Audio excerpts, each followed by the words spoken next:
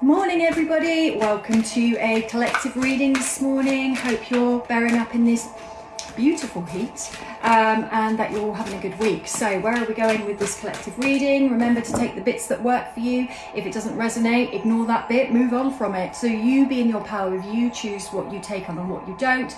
Needed some Archangel Power Tarot cards this morning for some reason, so I just go with what I'm told.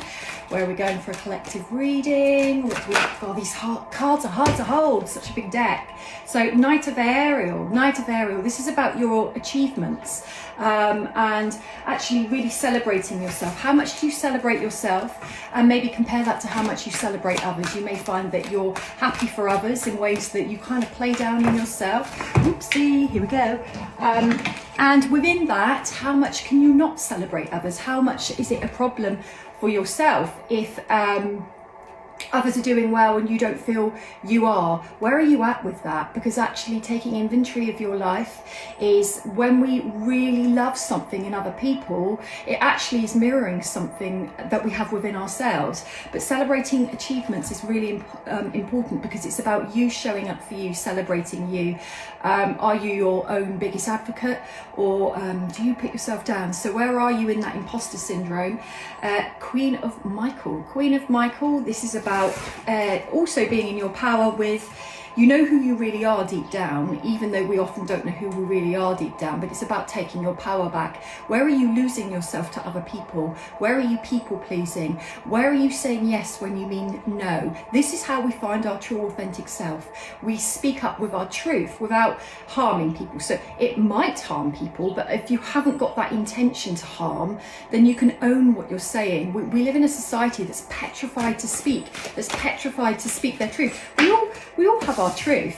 We're scared to say it because we're so scared of offending people. But when you're coming from the right energy, with the right attitude, from doing your own healing, your own work, there's no intention for harming others. Therefore, it gives you confidence and courage to speak your truth more.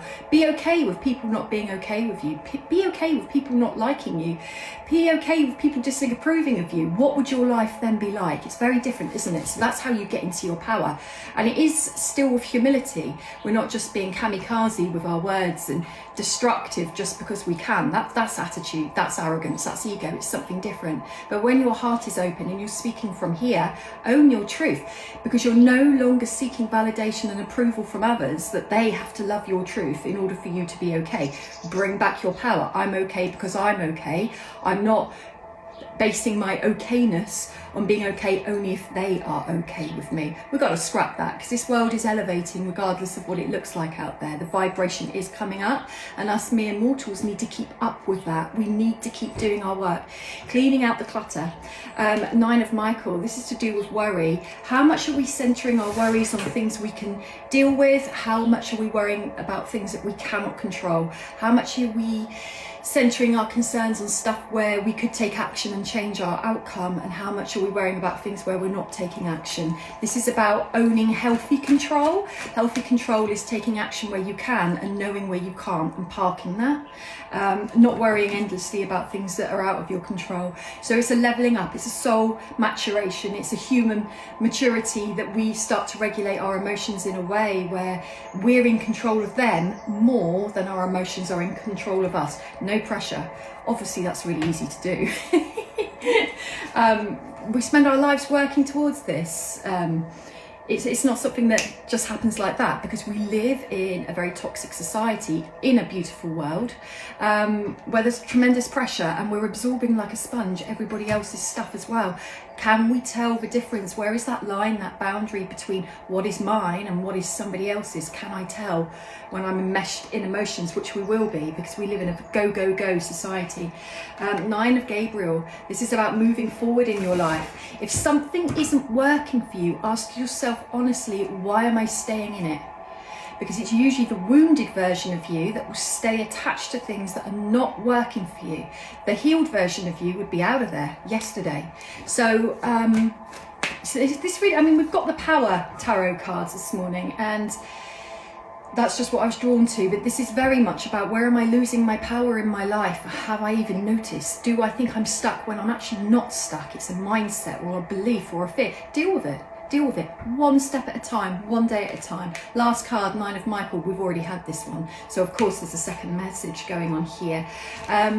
Often a lot of our worries that we carry in the present aren't even to do with our present, they're to do with our past. So this is why we need to heal, because whatever we haven't healed from 100 years ago within ourselves that we've experienced, we are going to be dealing with our current situations still through the focus of what isn't healed. So that trauma, that guilt, regret, sadness, fear, upset, worry, insecurity, whatever it is, whatever shows up in your life now, you're going to deal with it from those unhealed emotions.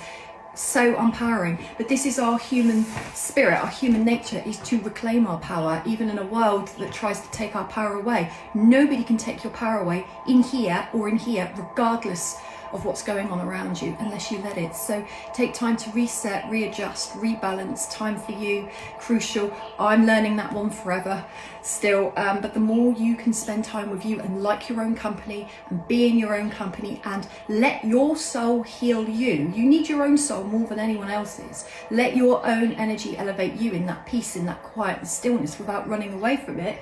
The more all of this is far more easily mastered, and it isn't a mountain to climb.